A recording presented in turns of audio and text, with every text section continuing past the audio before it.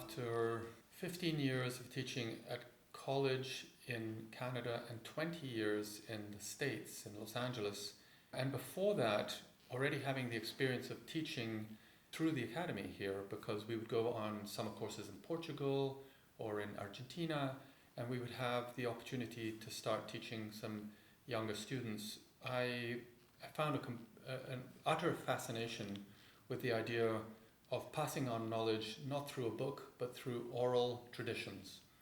In other words, talking to people like Yehudi Menuhin, who said, well, I learned from Enescu, and then Enescu had learned this from Fauré, or, this kind of incredible threads which are not something that you can prove and write in a book or say it has to be this way, but it's just a trust in the way that these traditions have found their way through the generations. And I wanted to be a part of that. I thought, this is what's going to motivate me to continue practicing and performing. Not so much about, being famous or being on stage and traveling all the time. It wasn't really that. It was this idea of passing on knowledge in the best way possible. I thought it was a very noble pursuit. And so I loved the idea of teaching from an early age. And now, when I'm with younger students, I still find an incredible passion for filtering all of this information in such a way that it makes sense for them to become independent musicians with that knowledge and that tradition, and passing it on some way that is not trying to replicate what's happened in the past, that they find their own voice.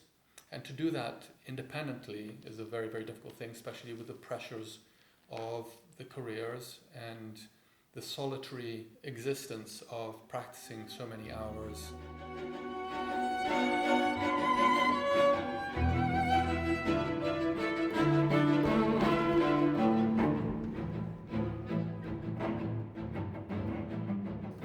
I like to summarize my teaching in a way that balances a combination of mind, body, and soul, so that you have the ability to understand from an intellectual point of view what is happening, but at the same time to follow your heart and instincts and intuition and talent and what that means.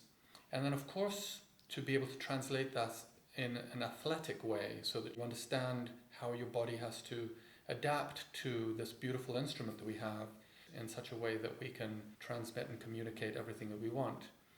So I like dividing these things in a way that makes it easier for the student to practice independently, away from the instrument, with a score, understand, feel what they want, then put it into practice physically, but also to be able to question things. Maybe what they initially thought or what suits the instrument is not the same thing that they will feel on stage and want to transmit to their audience. That might be very different. And then when it comes together through experience, then that's so rewarding as a teacher to see, because you immediately see that independence, that freshness of somebody who's communicating who they are, and they have really their own stamp on what they do. So that's what I try to bring across if I can.